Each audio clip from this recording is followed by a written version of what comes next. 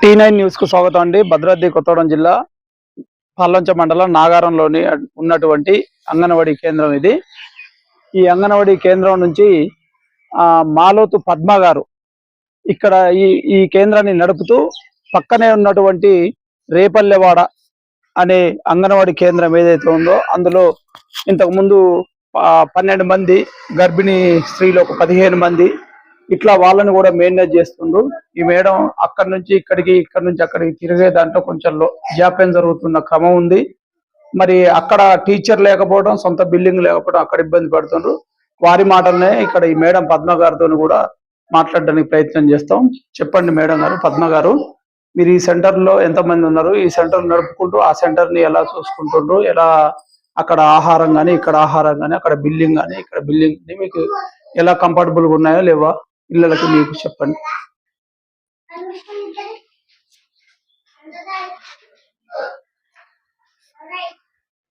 నా పేరు మాలోతు పద్మ అండి. భద్రాద్రి కొత్తగూడెం జిల్లా పాల్వంచ ప్రాజెక్ట్ లోని జగన్నాథపురం సెక్టార్ లో Nagaram to anganwadi centre main centre నాది.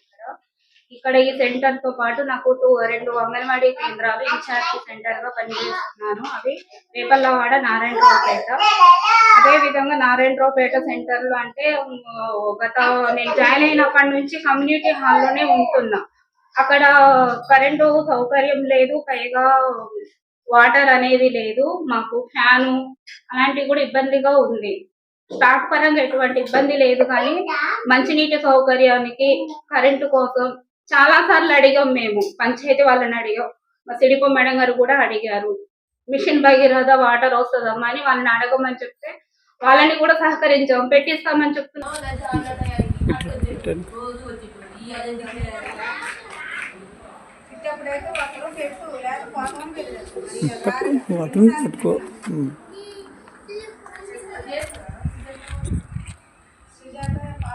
భద్రాద్రి కొత్తగూడెం జిల్లా పాల్వంచ మండలం రేపల్లెవాడ అంగన్వాడీ కేంద్రము. ఇక్కడ ఉన్నటువంటి ఈ అంగన్వాడీ కేంద్రం ఏదైతే ఉందో ఇది కిరాయి రూములలో నడుపుతున్నటువంటి సందర్భం ఉంది. ఇక్కడ టీచర్ కూడా లేకపోవడం, ఈ టీచర్ లేకపోవడం వల్ల ఇన్ఛార్జి టీచర్ని పెట్టారు. ఈ ఇన్ఛార్జి టీచర్ని పెట్టడం వల్ల సొంత గవర్నమెంట్ బిల్డింగ్ అంగన్వాడీ కేంద్రం లేకపోవడం వల్ల పాపం ఇక్కడ ఆయా ఈ పిల్లగాళ్ళకి, చిన్నపిల్లలు ఒక 12 మంది, అలాగే బాలింతలు, గర్భిణీ స్త్రీలు ఎవరైతే ఉంటారో వీళ్ళు ఒక 15 మంది, ఇట్లా వీళ్ళని మెయింటైన్ చేయడానికి ఆహార పరంగానైతే పాపం బాగానే వీళ్ళు కష్టపడుతుంది, వాళ్ళ పిల్లల్ని చూసుకుంటుంది. కానీ ఇక్కడికి వచ్చేటప్పటికి అక్షరాలు నేర్పడానికి టీచర్ లేకపోవడం, అలాగే సొంత బిల్డింగ్ లేకపోవడం వల్ల చాలా కష్టాలు పడుతూ ఊరికే మార్చాల్సిన పరిస్థితి వస్తుంది. కాబట్టి దీన్ని గవర్నమెంట్ దృష్టికి తీసుకుపోయి T9 న్యూస్ ద్వారా మేము గవర్నమెంట్ దృష్టికి తీసుకుపోయి మరి మేము కలెక్టర్ దృష్టికి కూడా తీసుకుపోవడానికి సిద్ధంగా ఉన్నాం. అలాగే ఇక్కడ ఉన్నటువంటి ఈ కేంద్రాన్ని గవర్నమెంట్ వెంటనే స్పందించి సొంత బిల్డింగ్ కట్టించి టీచర్ పోస్టును కూడా నియమించాలని చెప్పి T9 న్యూస్ రిపోర్టర్ వానపాకుల మేము కోరడం జరుగుతుంది.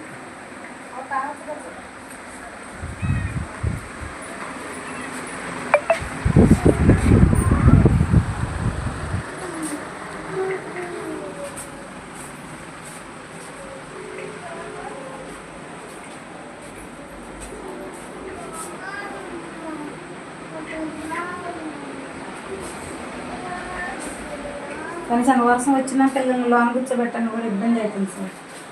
అంగన్వాడీ ఇప్పుడు 5-6 ఇల్లు మారాను, 7 ఇల్లు మారాను. ఈ అంగన్వాడీలో జాయిన్ అయ్యాక 7 ఇల్లు మారాను.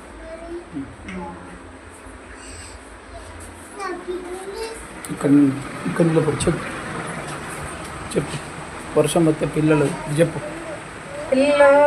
బయట కూర్చోబెట్టాలా, లోన స్టాక్ ఉంది. కనీసానికి కిరాయిలు కూడా ఒక రూమ్ దొరుకుతుంది సార్, ఆ రూమ్ కూడా ఎంతో ఇబ్బంది పడుతుంటే బతిలాడి తీసుకోవాల్సి వస్తుంది. మాకే ఇబ్బంది అవుతుంది, ఖాళీ చేయమని అంటున్నారు సార్, అయినా కూడా బతిలాడు అంటున్నాం. కనీసం వర్షం వచ్చినప్పుడు జల్లు పెట్టినప్పుడు పిల్లల్ని లోన కూర్చోబెడదామంటే ఇక అంత ఇరగటంగా సామాన్లు పెట్టుకోవడానికి పిల్లలు, గర్భిణులు, బాలింతలు కూర్చొని తినిపోవాలంటే చాలా ఇబ్బంది పడుతున్నాం సార్ మేము.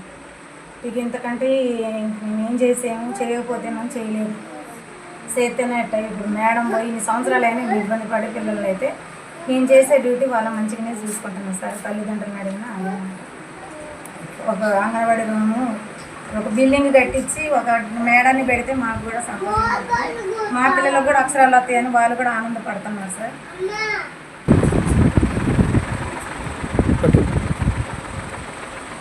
రేపెల్లవాడ, నా పేరు పార్వతి సార్.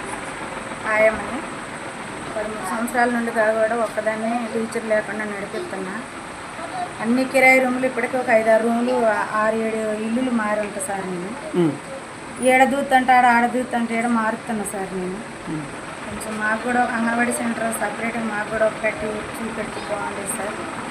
ఇంటింటికి ఒక పిల్లిని మోసినట్టు మోస్తున్నా సార్. నేనైతే ఒక ఆయమ్మ పిల్లలు అయితే 15 మంది 20 మంది అంత కూడా వచ్చే పిల్లలు ఇప్పుడు చాలామంది తగ్గుతున్నారు సార్, చదువు లేదని చెప్పేసి.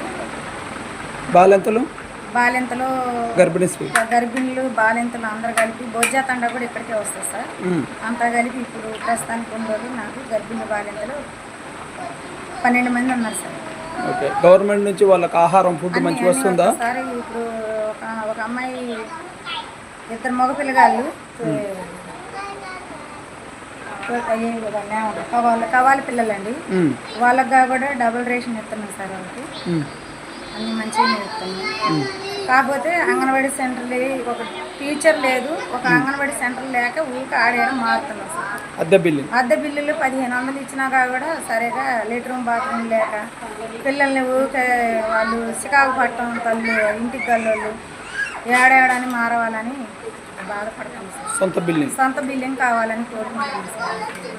Okay, thank you. ఓకే,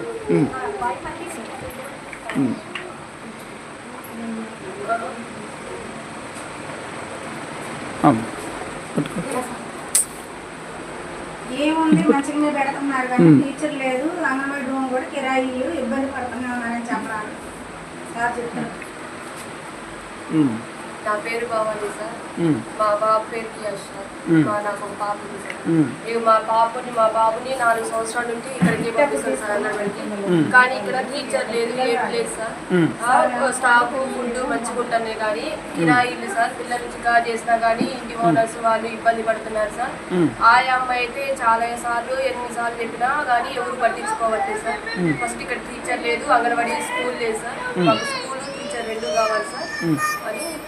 నీ పేరమ్మా? నా పేరు భవానీ సార్. ఎంతమంది పిల్లలు? నాకు 2 సార్. ఇప్పుడు ఇక్కడ ఈ సెంటర్లో ఉన్న పాప? ఈ బాబు సార్. బాబు పేరు కియాన్షు. ఓకే, పెద్దయినా చిన్నయినా? పెద్దయినా సార్. ఓకే అమ్మ.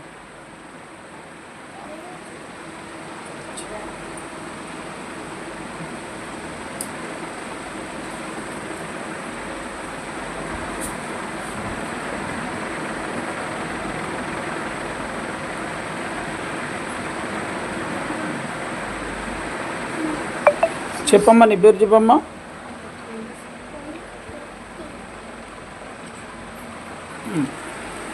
చెప్పమ్మా, నీ పేరు చెప్పు.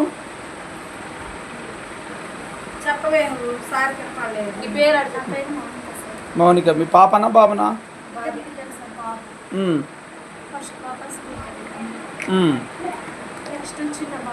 ఓకే. చిన్న బాబుని అంగన్వాడీ స్కూల్లో జాయిన్ చేయించాను. అక్షరాలు నేర్చుకోవడానికి ఇక్కడ టీచర్ లేదు. మరి పిల్లలకి ఎట్లా ఫస్ట్ అంగన్వాడీ దగ్గర నుంచే స్టార్ట్ కావాలి పిల్లలు అక్షరాలు నేర్చుకోవడం. మొదటి నుంచి ఎన్నోసార్లు పెద్ద మెడల్ వస్తే వాళ్ళకి టీచర్లకు చాలాసార్లు చెప్పాము, ఇక్కడ టీచర్ కావాలి, టీచర్ ఉంటేనే పిల్లలు మంచిగా చదువుకుంటారు, అట్లే ఇక్కడ అన్ని సౌకర్యాలు కల్పించాలనేసి చాలాసార్లు వేరే టీచర్స్ వస్తే వాళ్ళందరికీ చెప్పాము. కానీ వాళ్ళందరూ వచ్చేసి నేమ్స్ రాసుకొని వెళ్ళిపోతూనే ఉంటారు కానీ ఇట్లా పట్టించుకొని అట్లా ఇక్కడ ఇట్లా స్కూల్ లేదు. ఒక గవర్నమెంట్ స్కూల్ ఉంటే ఇట్లా రెంట్ తీసుకోకుండా తను ఏమి ఇబ్బంది పడకుండా ఉంటుంది ఆయా. సో ఇక్కడ మాకు ఒక స్కూల్ ఏర్పాటు చేసి ఒక టీచర్ని ఏర్పాటు చేస్తే మా పిల్లలు మంచిగా చదువుకుంటారు సార్. ఓకే, గవర్నమెంట్ని అడుగుతుండ్రు మీరు, ఇదేనా?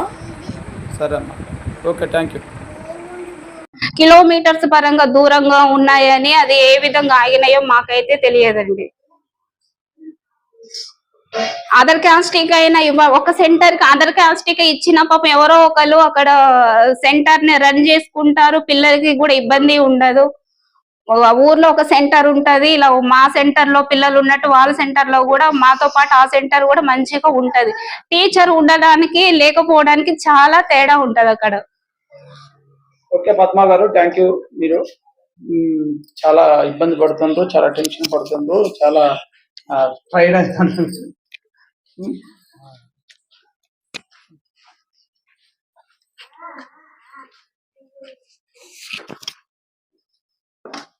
సార్, ఇక్కడ ఉన్నటువంటి ఈ అంగన్వాడీ కేంద్రాలు ఏవైతే ఉన్నాయో, ఈ 2 అంగన్వాడీ కేంద్రాలు నాగారం, రేపల్లెవాడ. ఈ నాగారం, రేపల్లెవాడలో జరుగుతున్నటువంటి ఇన్ఛార్జి చూసుకోవడం, ఇక్కడ సొంతగా ఈ నాగారం అంగన్వాడీని చూసుకోవడం అనేది స్ట్రెయిన్ గా ఫీల్ అవుతుండ్రు మేడం గారు. వాస్తవంగా ఇది ఇక్కడ జరుగుతున్నటువంటి ప్రక్రియ మీ కల్లారా చూసిన T9 న్యూస్ రిపోర్టర్ వానపాల రాంబాబు మీ అంతా గమనించినాం. కాబట్టి T9 ద్వారా మేము కూడా గవర్నమెంట్ కి త్వరలోనే దీన్ని పంపించి మరి ఇక్కడ ఉన్నటువంటి పరిస్థితుల్ని కూడా వాళ్ళందరూ వివరంగా చెప్పేటట్టు చేసి అక్కడ రేపల్లెవాడ అంగన్వాడీ కేంద్రంలో ఒక టీచర్ని ఏర్పాటు చేసి అక్కడ పిల్లలకి విద్యాబోధన వచ్చేటట్టుగా చేయాల్సిందిగా మేము కలెక్టర్ గారిని కోరడం జరుగుతుంది, కలెక్టర్ గారికి చెప్పడం జరుగుతుంది. ఈ T9 న్యూస్ మీ వానపాకుల.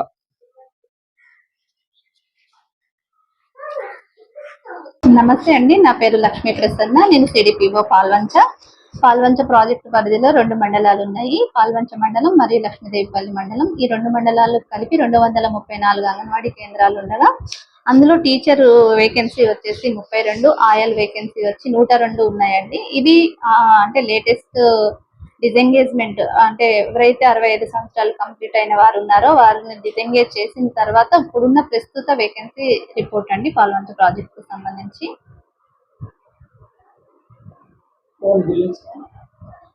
మన దగ్గర ఓన్ బిల్డింగ్స్ వచ్చేసి పాల్వంచ మండలం అంటే పాల్వంచ ప్రాజెక్ట్ లో 56 ఓన్ బిల్డింగ్స్ ఉన్నాయండి. 139 రెంట్ అంగన్వాడీ కేంద్రాల్లో నడిపించడం జరుగుతుంది. రెంట్ ఫ్రీ అంగన్వాడీ సెంటర్లకి అలాగే సొంత భవనం కలిగిన అంగన్వాడీ కేంద్రాలన్నిటికీ కూడా కలెక్టర్ గారు DMF ఫండ్ నుంచి ఎలక్ట్రిఫికేషన్ కోసం బడ్జెట్ ఇవ్వడం జరిగింది. అన్ని సెంటర్లలో కూడా మంచిగా fan, light, tube light, LED బల్బులతో మంచి కరెంట్ ఎలక్ట్రిఫికేషన్ వర్క్స్ కూడా పాల్వంచ ప్రాజెక్ట్ పరిధిలో 100% కంప్లీట్ చేయడం జరిగిందండి. ఇప్పుడు నాగారం కమ్యూనిటీ హాల్లో ఉండడానికి కరెంట్ లేదు, ప్లస్ రేపల్లెవాడలో ఉన్నటువంటి వాటికి కూడా బాత్రూమ్స్ కానీ పిల్లలకి ఇక్కడ కమ్యూనిటీ హాల్ కానీ లేదు మేడం. మరి ఇక్కడ ఇంకెక్కడ ప్రాబ్లమ్స్ ఉన్నాయి మేడం?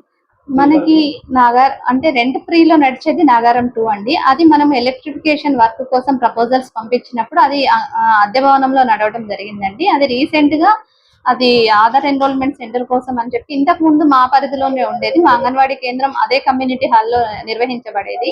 రీసెంట్ గా ఏంటంటే ఆధార్ ఎన్రోల్మెంట్ సెంటర్ వచ్చిన తర్వాత దానిని పంచాయతీరాజ్ వాళ్ళు అంటే ఆధార్ ఎన్రోల్మెంట్ సెంటర్ పెట్టడం కోసం తీసుకోవడం జరిగింది. అయితే అది శాంక్షన్ ఇంకా కాలేదు కాబట్టి మళ్ళీ ఎంపీడీఓ గారిని రిక్వెస్ట్ చేసి అదే కమ్యూనిటీ హాల్లోకి మా అంగన్వాడీ కేంద్రాన్ని మార్చడం జరిగింది. అది ప్రపోజల్ పెట్టే టైంలో అది రెంట్ భవనంలో ఉండటం వల్ల మేము అది పెట్టలేకపోయాము. రీసెంట్ గా సార్ని కలెక్టర్ గారిని రిక్వెస్ట్ చేయడం జరిగింది. దానికి కూడా ప్రపోజల్ పెట్టండి, బడ్జెట్ ఇస్తా అని చెప్పారండి. అది మేము పెట్టి చేయించుకుంటాము, వర్క్ చేయించుకుంటాము. మేడం, ఇప్పుడు పిల్లలు, చిన్నపిల్లలు ప్లస్ గర్భిణీ స్త్రీలు, వయోవృద్ధులు కూడా చాలా ఇబ్బంది పడుతున్నారు మేడం. అక్కడ సెంటర్లోకి వచ్చినప్పుడు ఎటువంటి స్పెషాలిటీస్ లేక కమ్యూనిటీ హాల్లో కానీ అక్కడ కానీ బాత్రూమ్స్ కానీ ఇటువంటి లేక మరి వాళ్ళు చాలా బాధపడుతూ చెప్తున్నారు మేడం. టీచర్స్ కూడా అక్షరాలు రావడం లేదు మా పిల్లలకి, ఓన్లీ ఆహారం అయితే అందుతుంది అని చెప్తుంది. దాని మీద మీరు ఎట్లాంటి చర్యలు తీసుకోవడానికి ప్రయత్నం చేస్తారు మేడం? అది కూడా పిల్లలను చదువు దృష్టిలో పెట్టుకుని చేయాలని చెప్పి మా T9 ద్వారా కూడా తీసుకోవడం జరుగుతుంది. రేపల్లవాడ అంగన్వాడీ సెంటర్ లో టీచర్ పోస్ట్ వేకెంట్ ఉందండి. అది టీచర్ వచ్చిన తర్వాత, ఎందుకంటే ఇన్ఛార్జ్ టీచర్ ఏమిటంటే వారంలో ఒక 2 సార్లు వెళ్ళి అక్కడ ఉన్న గర్భిణీ బాలింతలకి ఫుడ్ ఇవ్వడం కానీ గ్రోత్ మానిటరింగ్ చేయడం కానీ చేయగలుగుతుంది. ప్రతిరోజు వెళ్ళి అంటే పిల్లలకి ఎడ్యుకేషన్ అంటే ఇవ్వలేకపోతున్నాము. వెళ్ళిన రోజు మాత్రం పిల్లల్ని కూర్చోబెట్టుకొని తనకి చెప్పడం జరుగుతుంది. ఎప్పుడైతే మనకి టీచర్ పోస్ట్లో ఎప్పుడైతే వేకెన్సీ ఫిల్ అవుతుందో అది పూర్తి స్థాయిలో మేము పిల్లలకి ప్రీ స్కూల్ కార్యక్రమాలు అందించగలుగుతాము. మేడం, ఇప్పుడు చాలా 7 years 8 years నుంచి ఖాళీ ఉంటుండ్రు అక్కడ టీచర్ పోస్ట్. మరి ఎందువల్ల మేడం ఇది ఎందుకు నోటిఫికేషన్ జారీ కాలేదు అప్పటి నుండి, లేకపోతే ఎట్లా అయిందని డిలే చేశారా? 2018లో మనకి రిక్రూట్మెంట్ జరిగింది. తర్వాత కూడా నోటిఫికేషన్ వచ్చింది. అది కోర్టు కేసు వల్ల ఆగిపోయిందండి. మళ్ళీ ఇప్పుడు లేటెస్ట్ వేకెన్సీ పొజిషన్ అడుగుతున్నారు. అది త్వరలో నోటిఫికేషన్ వస్తుంది. టీచర్ ఆయా పోస్టులు భర్తీ అవుతాయండి. ఆ టైంలో మనం అప్పటి వరకు మనం ఇన్ఛార్జ్ ద్వారా ఆ సెంటర్ని ప్రస్తుతం రన్ చేయాల్సి వస్తుంది. క్వాలిఫికేషన్ ఏ అంచనా ఇస్తున్నారు మేడం? ఇప్పుడు కొత్తగా వచ్చిన సాక్ష్యం అంగన్వాడీ గైడ్లైన్స్ ప్రకారం ఇంటర్మీడియట్ అండి, టీచర్ ఇంటర్మీడియట్. ఇంకా పూర్తి స్థాయిలో గైడ్లైన్స్ రాలేదండి. వచ్చిన తర్వాత నోటిఫికేషన్ వచ్చినప్పుడు పూర్తి స్థాయిలో మనకి సమాచారం అందించగలుగుతాం. Okay, thank you madam. మళ్ళీ ఓకే అండి.